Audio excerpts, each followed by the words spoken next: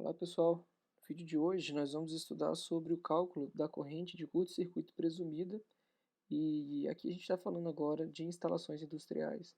Nós já vimos alguma coisa, né, nas instalações elétricas prediais, né, no cálculo de curto-circuito na residência.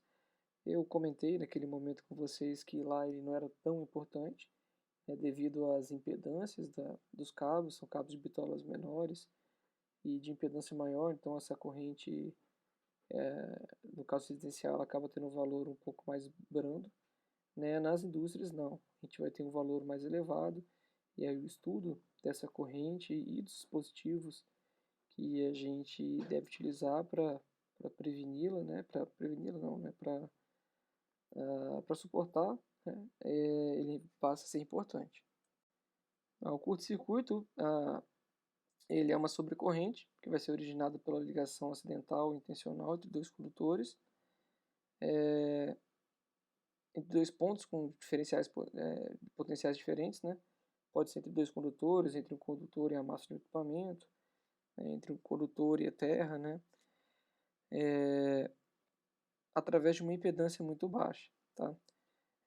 O cálculo ele vai ser muito importante, né? Porque a corrente de curto-circuito ela é um dos parâmetros para a gente poder fazer a seleção dos condutores e do equipamento de proteção do nosso circuito. De maneira geral, o curto-circuito ele está relacionado, né, com arco elétrico, né? No curto a gente tem acontece, né, de gerar um arco elétrico. O curto-circuito ele pode dar origens à falha na isolação dos condutores, por conta do aquecimento, né?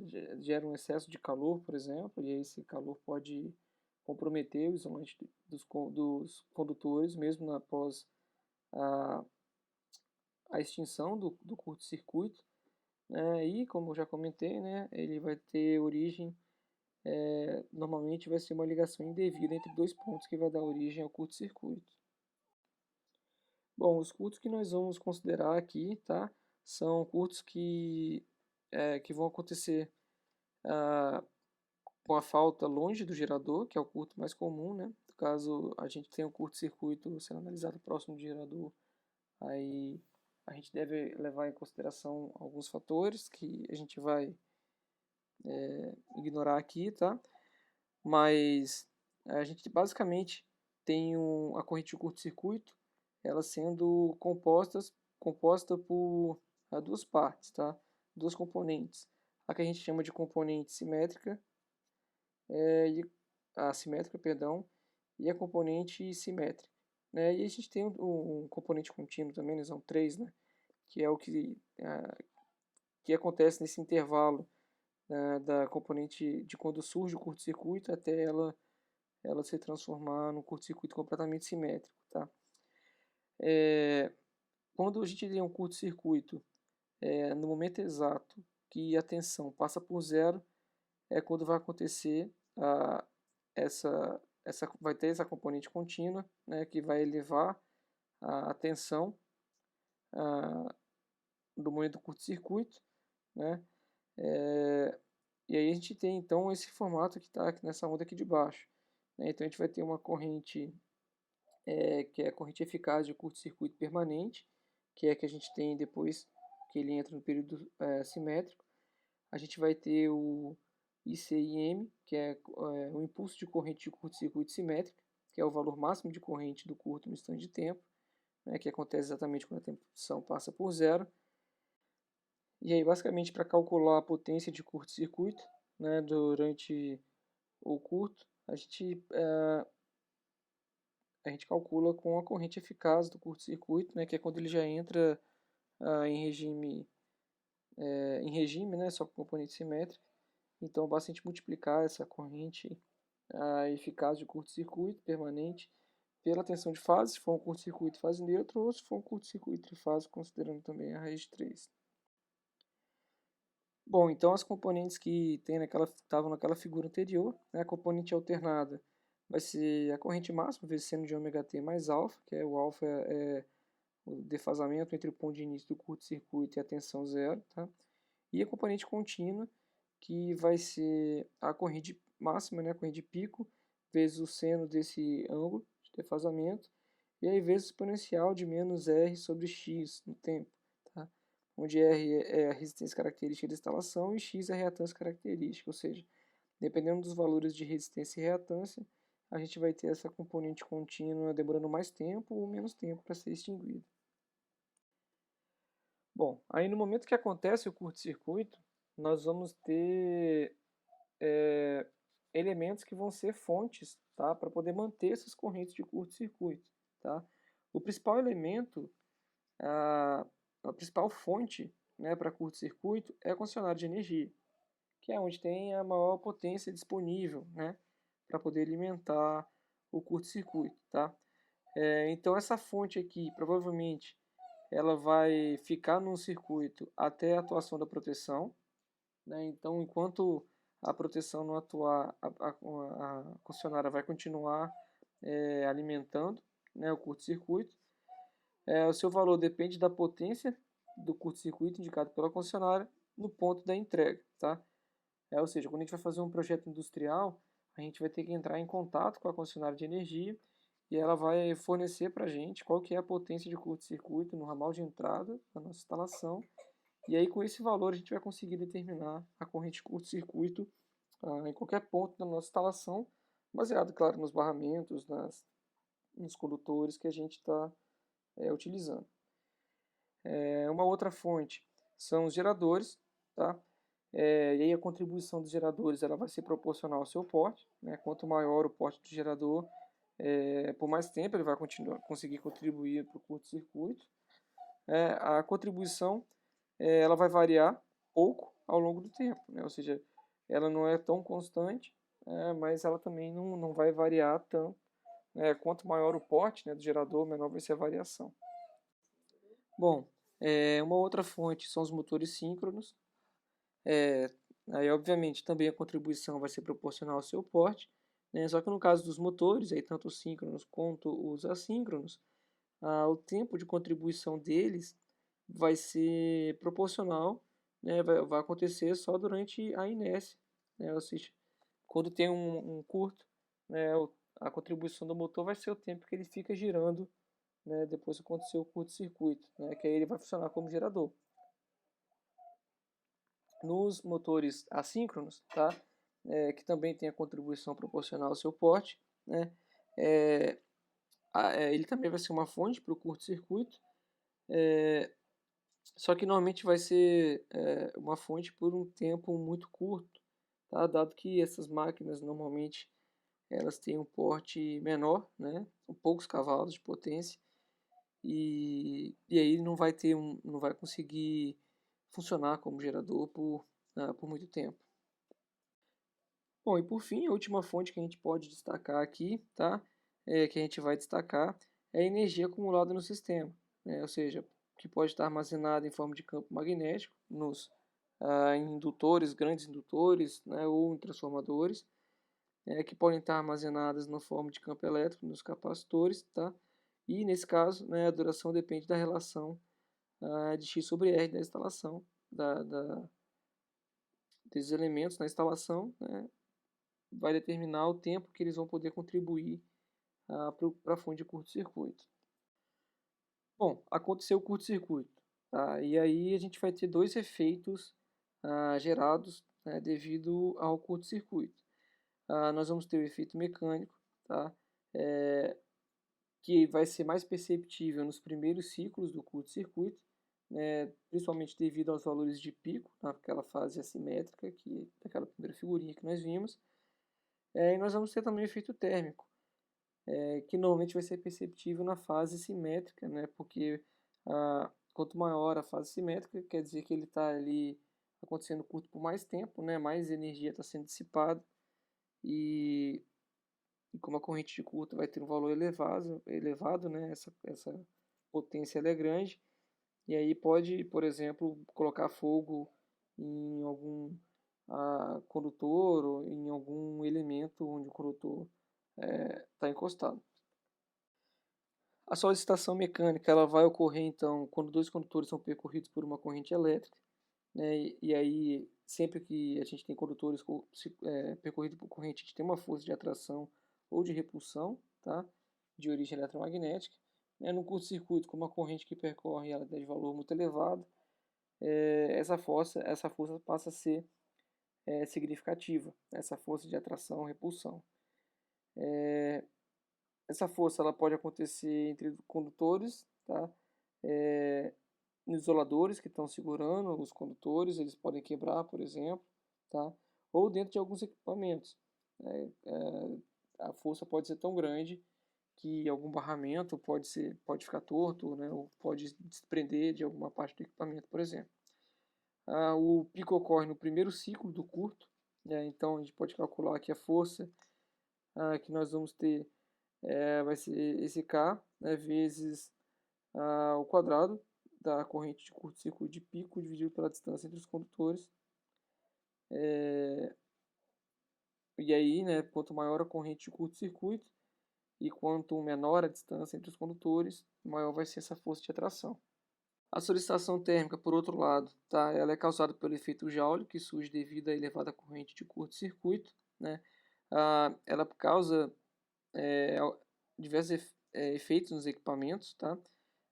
Os principais aqui são vai danificar o isolante dos condutores, né?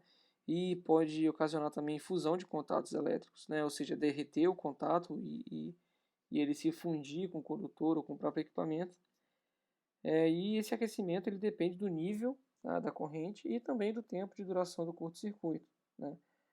Sendo que quando você tem você não consegue evitar o curto-circuito, né? Mas quando você tem uma proteção bem feita, né, bem calculada, né, a atuação dessa proteção vai impedir que o efeito seja danoso, né? Ou seja, ocorrendo um curto-circuito, se o seu dispositivo de proteção atuar no tempo correto, a gente não vai ter problema de gerar esse calor excessivo e colocar fogo nos equipamentos ou nos próprios condutores. Bom, aí na NBR 5410, ela diz que a integral de Joule, né, que o dispositivo de proteção contra curto-circuito deve deixar passar, deve ser inferior ou igual à integral de Joule necessária para aquecer o condutor à temperatura máxima para serviço contínuo, até a temperatura limite de curto-circuito. Ou seja, o seu dispositivo de proteção ele tem que garantir que o máximo de energia que ele vai deixar passar, né, para o seu condutor, ela é menor do que o máximo que ele pode suportar. Então, é uma integralzinha simples, né? Que a gente tem que falar que ela é menor do que K, que é uma constante de tabela, vezes a seção do condutor ao quadrado, né? Então, essa integral aqui... Opa! Acho que eu peguei a ferramenta errada. Né? Essa integral aqui, ela tem que ser menor do que o K ao quadrado, S ao quadrado. Ou seja, a quantidade de energia que passa tem que ser menor do que o máximo que suporta. Então, K é de uma tabela, porque já é determinado pelo fabricante dos condutores.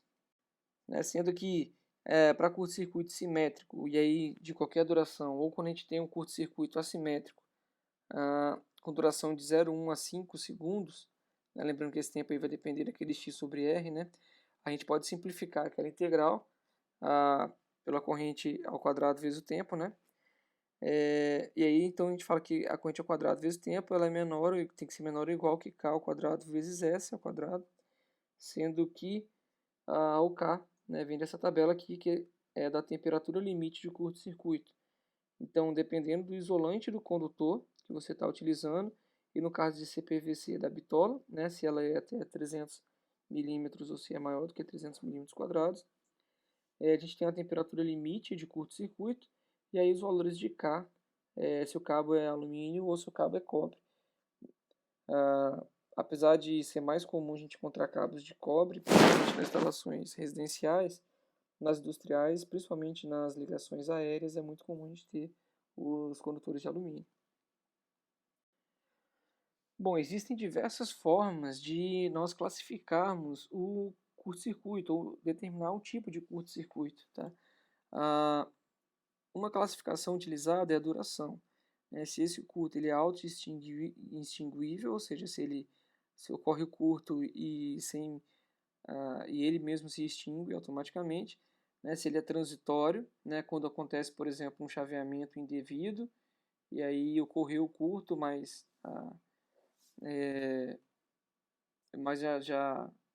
já se extinguiu em seguida, né? Ou se ele é permanente, quando acontece o curto, e, e aí o curto-circuito ele fica permanente até que você desliga o seu circuito e retome a normalidade, sei lá, fazendo alguma manutenção corretiva. Ele pode ser classificado contra a origem, tá? Que vai indicar qual o fato gerador do rompimento da isolação e do consequente curto-circuito, né? A origem pode ser por danos mecânicos, né, causado por esforços mecânicos, causam danos na isolação de condutores ou pontada acidental com partes energizadas, né, aquele condutor que por algum motivo ele está com o isolante cortou, né, sei lá, era uma extensão que algum caminhão passou por cima, por exemplo, e danificou, né, esse é um dano mecânico. Ele pode ser causado por sobretensões, né, que são normalmente por efeito de manobra ou descargas atmosféricas que geram arco elétrico entre partes energizadas, ou entre elas e as carcaças. Pode ser pelo rompimento da isolação devido a descargas parciais, né, que é a ação do campo elétrico sobre os vazios no interior da isolação, né, que pode causar perfuração, tá? Para condutores, né, onde a corrente é maior, às vezes a tensão é maior, isso pode acontecer. Pode ser também a danos de isolação originados por calor, umidade ou algum ambiente corrosivo, onde seu condutor está imerso. E o uso recorrente em sobrecarga, né? Ou seja, toda vez que a gente leva um condutor à sua sobrecarga, a uma corrente maior do que a qual ele foi projetado para funcionar nominalmente, a gente esquenta ele e esse aquecimento vai causando uma deterioração na isolação do próprio condutor.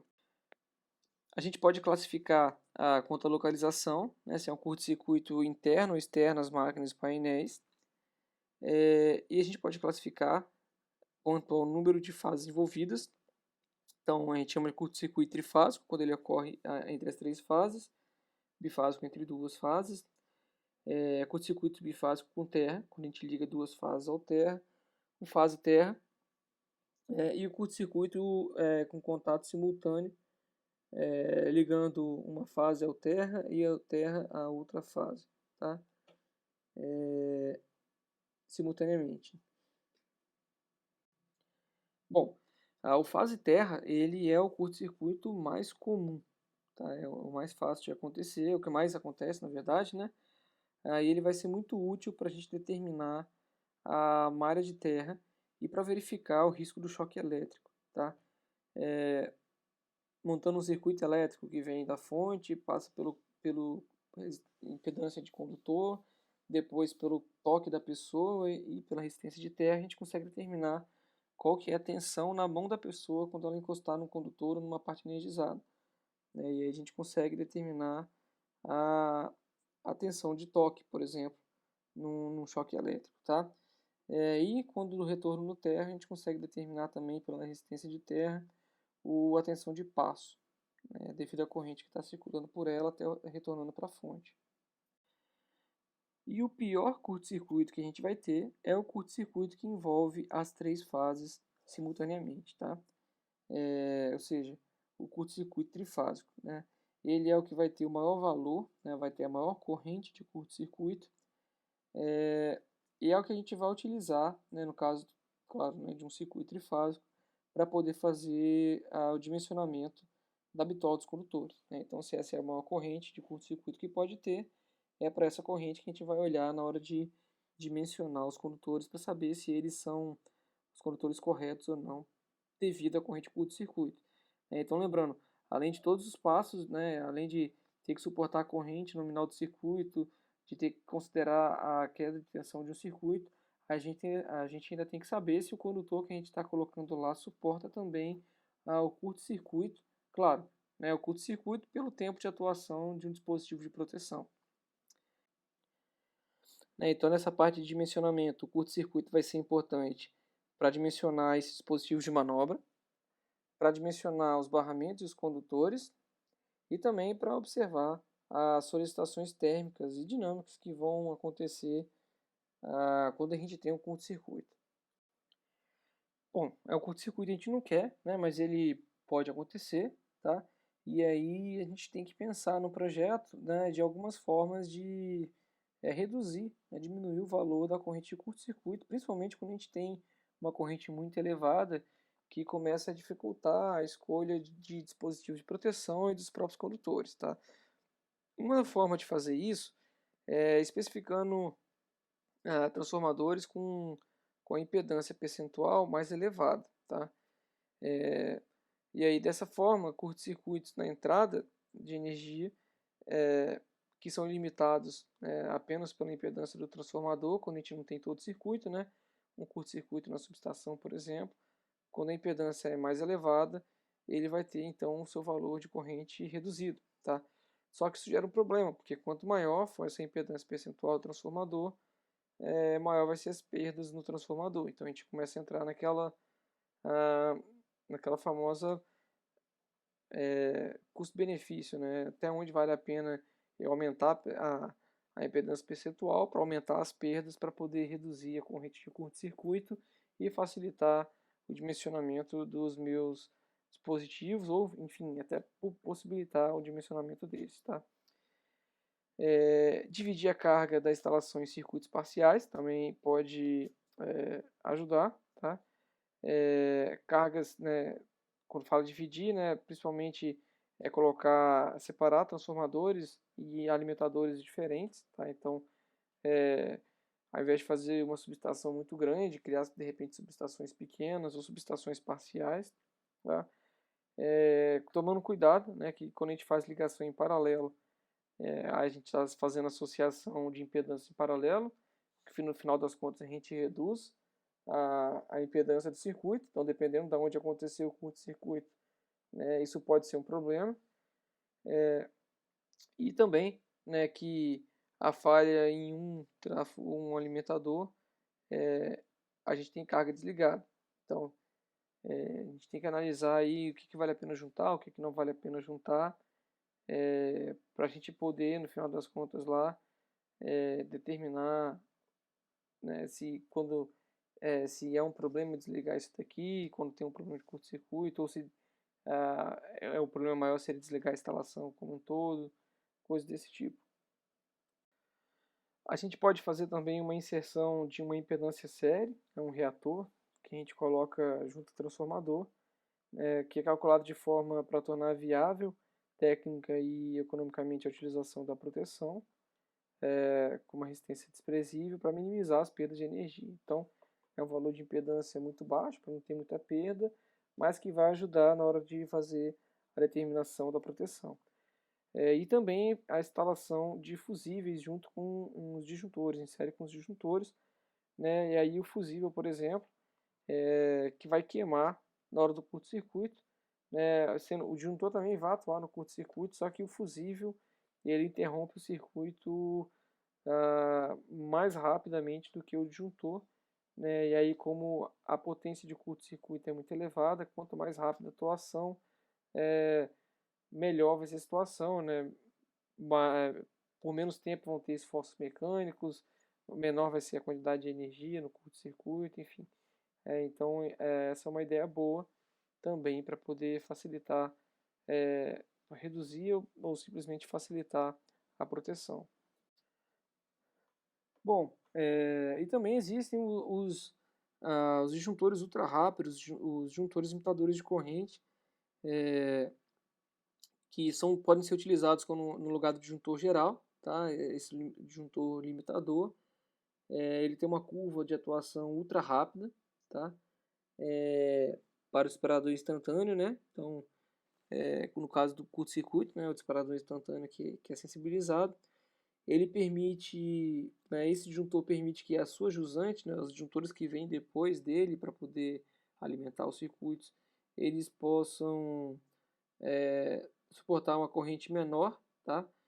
Porque esse disjuntor vai atuar, né, antes de qualquer um dos outros, só que tem o desconforto, digamos assim, de como é utilizado no disjuntor geral, uma vez que você tem um curto-circuito, o disjuntor geral vai ser atuado e todos os circuitos vão ser desligados, tá?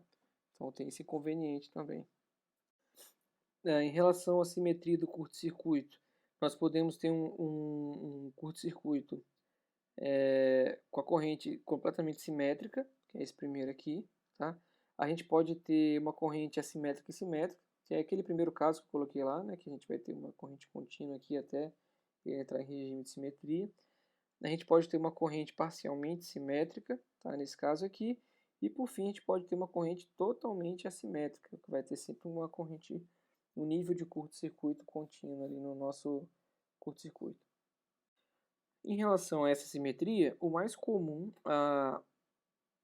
dos curtos-circuitos, né, é a gente ter aquela da primeira imagem da aula de hoje, né, que é um curto-circuito com uma parte assimétrica e uma parte simétrica, tá?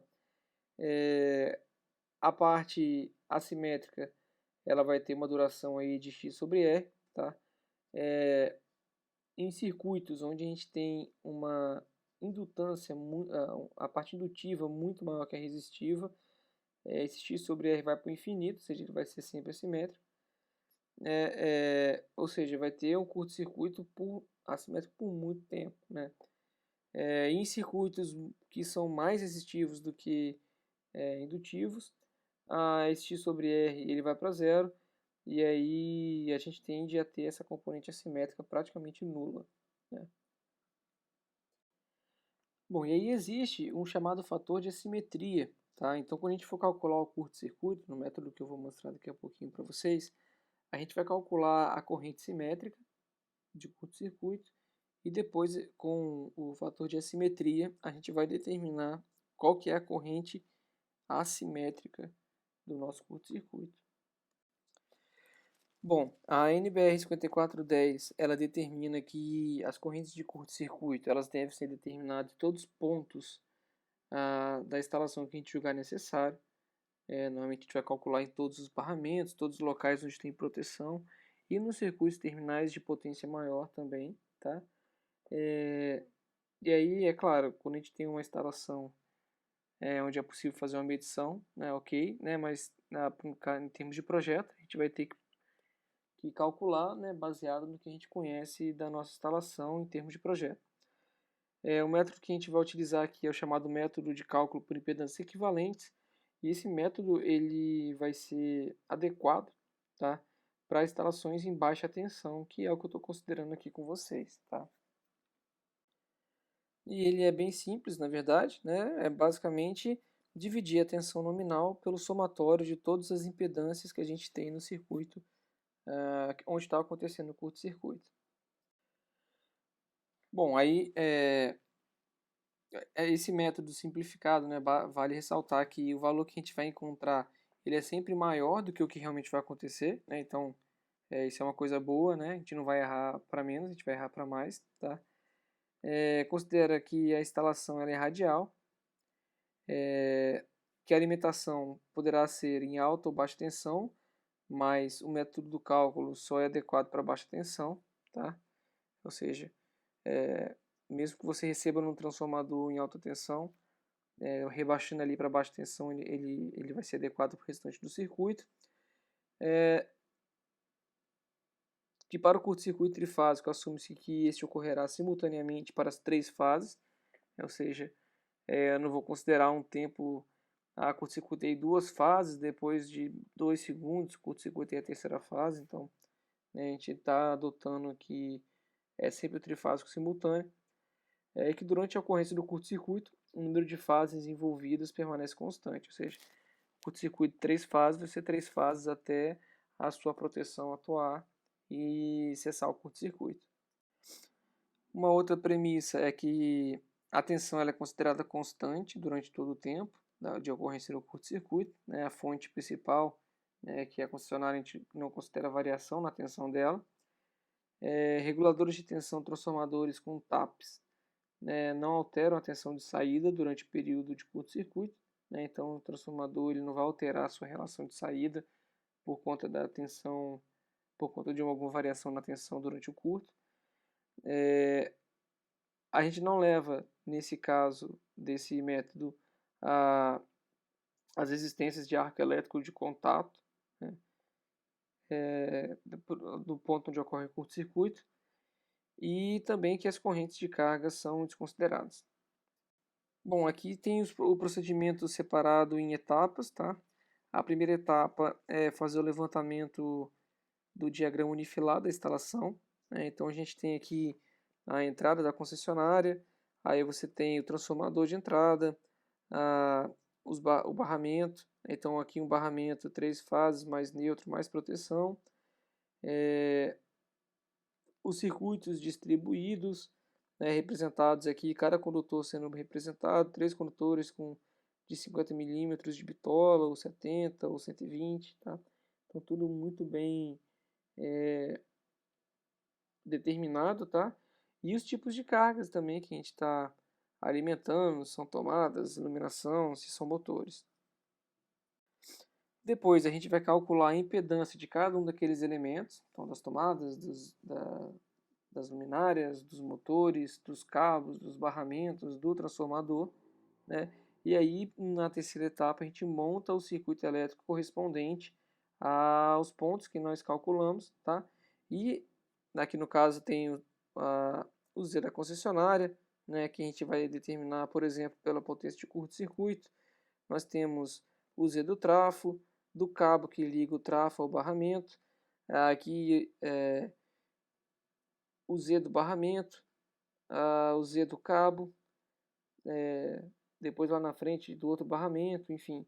E aí esses X aqui são os pontos onde eu escolhi, né, eu escolhi assim, da pessoa que montou essa figura, queria determinar a corrente de curto-circuito, tá? Então, por exemplo, a corrente de curto-circuito está aqui na saída do transformador, nesse primeiro barramento, nesse barramento, tá? Nesse ponto da instalação, e também nesse barramento. Então, esses são os pontos aqui onde eu iria determinar a corrente de curto-circuito para poder auxiliar aqui, por exemplo, né, com essas primeiras aqui, 1 e 2, ele vai me ajudar a determinar esse cabo que liga o transformador ao primeiro barramento, e com essas outras 3 que eu mostrei aqui por último, ela vai nos ajudar a dimensionar esses cabos aqui, tá? E também esse barramento que está aqui na frente. Aí a gente calcula a corrente de curto-circuito simétrica, trifásica, né, que é o pior caso, né, que é a tensão de linha sobre raiz de 3 vezes a impedância equivalente, que vai determinar de qual a impedância equivalente vai depender de qual daqueles pontos, aqueles X da figura anterior, estou querendo calcular a corrente de curto-circuito, né? Ou aqui, né, vai ser o V de linha dividido por a raiz do somatório de todas as resistências ao quadrado mais somatório de todas as impedâncias ao quadrado. O Z equivalente aqui, né, a impedância equivalente do curto-circuito naquele trecho que eu estou querendo calcular. Bom, se por acaso eu estiver interessado em calcular o curto-circuito bifásico entre 2 fases, vai ser a tensão de fase sobre 2 vezes o equivalente, tá? Ou raiz de 3 sobre 2 vezes a corrente de curto-circuito trifásico, né? Ou seja, uma vez que eu calculo o trifásico, eu posso encontrar o bifásico multiplicando por raiz de 3 sobre 2. Dá para ver aqui, né, que ela vai ser menor do que a corrente trifásica, né, já que eu já até havia comentado lá atrás, né, que a trifásica é a maior corrente de curto que pode ter na instalação. E a corrente, né, menor, mas a mais comum, né, que a gente pode ter, né, a de curto-circuito monofásico vai ser de fase dividido por 2 vezes a impedância equivalente mais a impedância equivalente de sequência zero do curto-circuito. Sendo que a impedância de fase terra mínima que a gente vai ter, né, somando, né, além da impedância equivalente de sequência zero, adicionando também aqui embaixo a resistência de contato, que normalmente usa-se o valor em torno de 40 ohm, também a resistência de malha de terra, que normalmente fica em torno dos 10 ohm, e a resistência de aterramento, que a gente vai considerar quando inserida propositalmente no circuito, que é no caso quando a gente tem alimentação com uma impedância de aterramento. Bom, aí depois na sequência a gente obtém o fator de assimetria, e aí calcula a corrente de curto-circuito assimétrica e a de impulso, tá? Sendo que a corrente de curto-circuito assimétrica vai ser o fator de assimetria vezes a corrente de curto-circuito simétrica trifásica, E a corrente de curto-circuito trifásica assimétrica, perdão, a corrente, tá errado aqui, tá? A corrente de impulso, tá? Ela vai ser raiz de 2 da corrente trifásica assimétrica, tá? Que a gente calcula com o fator de assimetria. Bom, aí já que vocês viram que o método é bem simples, né? Basicamente montar o circuito equivalente lá com as impedâncias equivalentes e calcular a corrente. Agora, o importante então é eu saber determinar cada uma dessas impedâncias, tá? A impedância da concessionária, ela está reproduzindo no nosso cálculo, tá? Ela tá mostrando ali no nosso cálculo, está representando no nosso cálculo a impedância reduzida do sistema elétrico, tá? Então, tudo que tem no meu sistema elétrico, naquele ponto da onde eu estou fazendo a alimentação do meu circuito, está sendo representado por essa impedância da concessionária, tá? No caso, quando é fornecido, ao invés da impedância, o que é comum, que é fornecer a potência de curto-circuito, né, no ponto de entrega, a gente pode calcular essa impedância no primário do transformador, né, de alta tensão, né, usei de alta tensão, como a tensão ao quadrado, a tensão primária ao quadrado, dividido pela potência de curto-circuito. Bom, e aí como eu falei que esse método é adequado para o cálculo em baixa tensão, né, a gente pega lá essa potência de curto-circuito da concessionária, calcula a impedância lá do lado de alta tensão, e aí a gente vai então vamos referir essa impedância para o lado de baixa tensão do transformador. Aí aplicando a relação de transformação, né, ao quadrado vezes a impedância da alta tensão, a gente acha de baixa tensão, o ZBT aqui, né, a impedância de baixa tensão, e como normalmente a reatância equivale a aproximadamente 98% da impedância, né, a gente pode aproximar que a resistência ela vai ser zero, tá? E então que essa impedância que a gente calculou da concessionária, para poder referida, né, no lado de baixa tensão do transformador, ela vai ser basicamente a reatância indutiva. Então, com resistência zero, a gente pode falar que a impedância da concessionária vai ser composta de reatância apenas, né? Reatância indutiva aqui no caso, tá? Bom, então, com esses passos a gente consegue determinar aqui no nosso diagrama a impedância da concessionária. E a gente passa para o próximo, que é determinar então qual que é a impedância do transformador, tá? Eles representam geralmente uma grande impedância na corrente do curto-circuito, tá? E aí a gente tem dados, né, o mais confiável é utilizar o dado de placa do transformador da sua instalação, mas a gente tem tabelas também para poder consultar, baseado na potência do transformador, qual que é o Z percentual lá dele, né, as perdas, para a gente poder determinar então essa impedância. Bom, e aí isso aqui eu acho que vocês já estão acostumados a fazer, né? A gente calcula então a impedância do trafo, né, pelo Z percentual sobre 100 vezes V ao quadrado sobre S ao quadrado, sobre S do transformador. A resistência, tá, do trafo vai ser a potência de perdas dividido por 3 vezes a corrente nominal ao quadrado. E a impedância, a reatância do cabo vai ser então a raiz quadrada da impedância ao quadrado menos a resistência do transformador ao quadrado, tá? Sendo que nesse caso aqui, a tensão ali, o vio do trafo, é a tensão do secundário, tá? Que é a parte de baixa tensão que a gente, que é a tensão que a gente tem que trabalhar para o nosso método. Bom, uma outra impedância que a gente tem, tá? E que a gente vai acabar desprezando aqui, é a impedância dos dispositivos de manobra, tá? A gente vai acabar desprezando porque vocês vão perceber que ela é bem menor do que as outras impedâncias que a gente tem, que são a dos cabos e transformador e da concessionária. Por exemplo, disjuntores e chaves seccionadoras, elas têm uma reatância média de 0,15 miliohm, tá? Então é uma reatância muito pequena, tá? Bom, aí nós temos os barramentos que ficam dentro dos quadros, né? a impedância desses barramentos, a gente pode obter elas através dos fabricantes que vendem os barramentos, tá? Quando não for possível, né, quando não tiver esse dado disponível, a gente pode calcular também, tá? O R da barra como ρ sobre S vezes o comprimento dela, né? No caso lá, se for o cobre, 1,68 vezes 10 a menos 8 é o ρ, tá? Aí se for uma barra, basta multiplicar o comprimento, ou aí se for uma barra não, e a indutância da barra, a gente pode calcular como 0,15 vezes o comprimento dessa barra.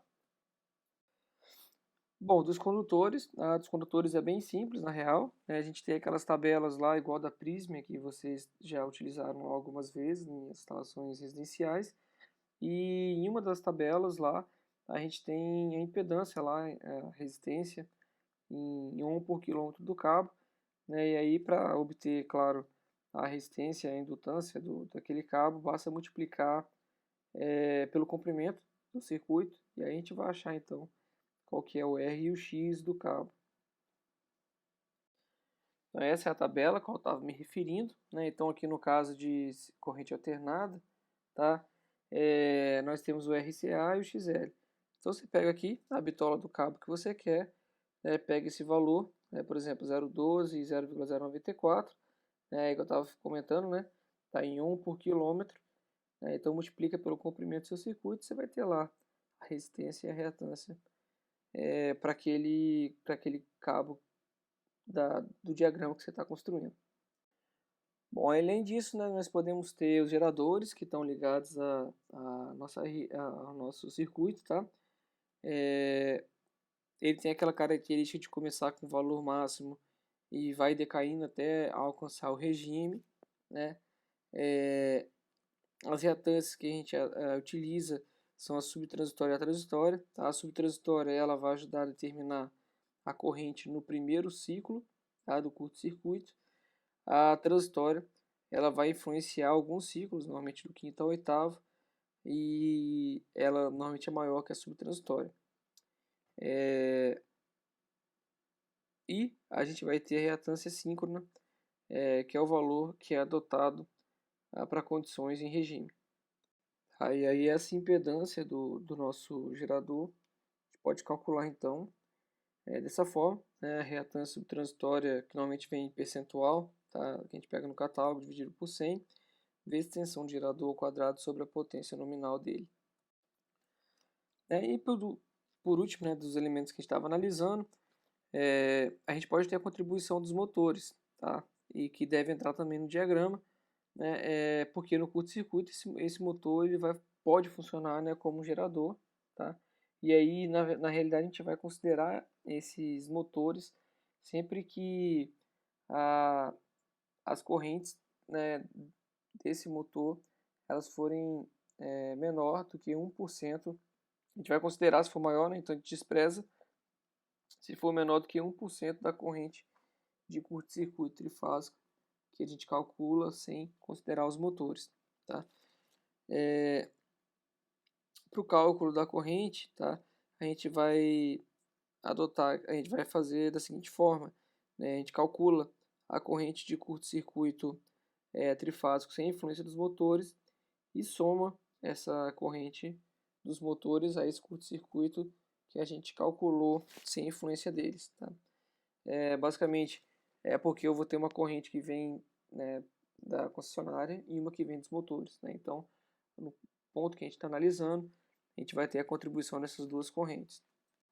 Bom, e essa corrente de curto-circuito simétrica do motor, a gente vai calcular então pela tensão nominal do motor, dividido por raiz de 3 vezes a reatância do motor, sendo que a reatância do motor a gente pode determinar por 1 dividido sobre a relação de rotor bloqueado, né, que é o IP sobre N, tá? A corrente de rotor bloqueado, vezes a tensão ao quadrado sobre dividido pela potência nominal. Tensão nominal ao quadrado dividido pela potência nominal. Bom, aqui a gente vai fazer então um exemplo, né, de aplicação desse método. Nós temos aqui um diagrama, né, de uma indústria, tá?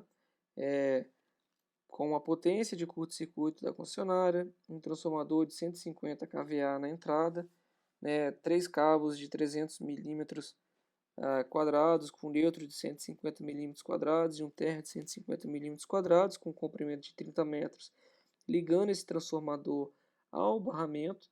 Tá? O barramento ele é de 3 fases, mais o condutor de proteção. Nós vamos ter então também aqui depois juntor com fusível e um relé, aqui, um contator, perdão, acionando os motores 1 e o mesmo circuito acionando o motor 2 embaixo, tá? Aí o meu problema pede para a gente calcular o diagrama das impedâncias, as impedâncias de cada um dos componentes, ou seja, de concessionária, de transformador, dos motores. O do barramento não vai precisar, porque o curto-circuito é no próprio barramento, tá? O fator de assimetria, então a gente vai calcular a corrente simétrica, depois encontrar o fator de assimetria para poder calcular a assimétrica. Então, o curto-circuito assimétrico trifásico sem influência dos motores, então que é basicamente pegar o simétrico e multiplicar pelo fator de assimetria. Depois a gente vai determinar o curto-circuito bifásico. Por fim, a gente calcula a contribuição dos motores e aí a corrente de curto-circuito considerando a contribuição desses motores. Tá, o diagrama de impedâncias ele vai ter essa cara aqui, ele vai ter o gerador, com a impedância da concessionária, a impedância do transformador, a impedância do cabo, aqui eu estou omitindo a impedância do barramento, tá, porque o curto-circuito é exatamente nele, e aí à direita nós vamos ter a impedância dos motores, tá, que estão os dois aqui em paralelo, nesse caso, Bom, começando então pelo cálculo da corrente da impedância da concessionária, o Z da concessionária, a gente calcula ela no lado de baixa tensão pela tensão pelo lado de alta da tensão, do lado de alta tensão ao quadrado, dividido pela potência de curto-circuito da concessionária. Então ele é 13,8 kV, dividido por 10 vezes 10 a sexta, que é o dado da concessionária, vezes a tensão de baixa tensão dividido pela tensão de alta tensão, isso ao quadrado, e com isso daqui nós encontramos uma impedância de baixa tensão de 14,4 miliohm. Tá? Então já só falando rapidamente, a gente tinha visto lá atrás que na seccionadora e nos juntores a impedância era de 0,15 miliohm, então já do tráfego que dá para ver que ela realmente não vai fazer tanta diferença. Então, nesse caso aqui, aproximando lá que o R da concessionária é basicamente zero, a gente pode falar que a reatância da concessionária vai ser igual à própria impedância, ou seja, 14,4 milhões. Bom, aí para o transformador, vou utilizar os dados daquela tabela que eu mostrei lá atrás. O transformador aqui ele é de 150 kVA, então o Z, PU dele aqui é de 3,5, então coloca aqui 3,5 por 100 vezes a tensão secundário, que é 380 volts, dividido pela tensão do primário, que é o 150 kVA, a gente chega aqui a uma impedância do transformador de 33,7 ohms. Aí a gente calcula então a resistência, tá, do transformador, que é a potência de perdas, que era aqui 2.450, dividido por 3 vezes a corrente nominal ao quadrado. Tá? A corrente nominal vai ser a potência sobre a tensão, então raiz de 3 a tensão. Aí calculando isso daqui, a gente chega então a uma resistência do transformador de 15,7 milhões.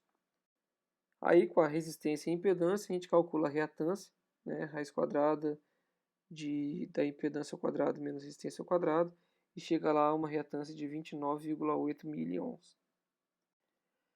Bom, aí já fizemos então a concessionária, fizemos também o transformador, então o próximo aqui é a do cabo.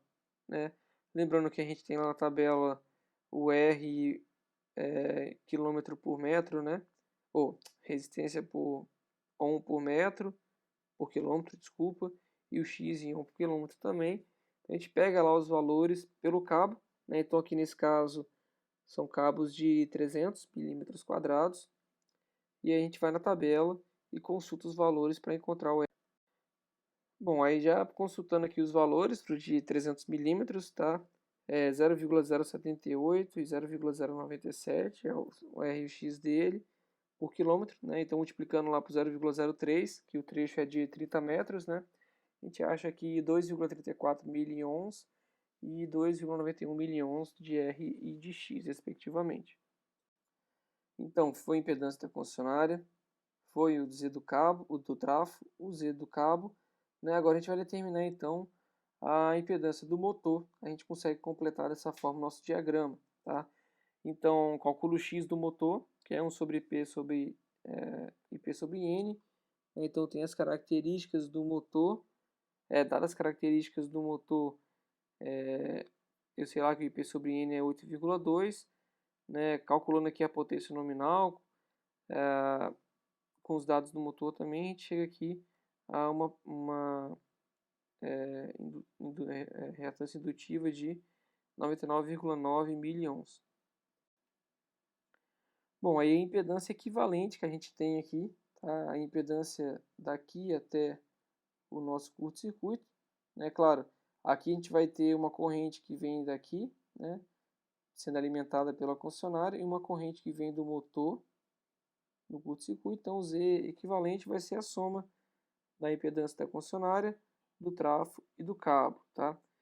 Então, fazendo a soma aqui, a gente chega a uma impedância equivalente de 50,4 com ângulo de 20,92 graus, tá? Miliohm.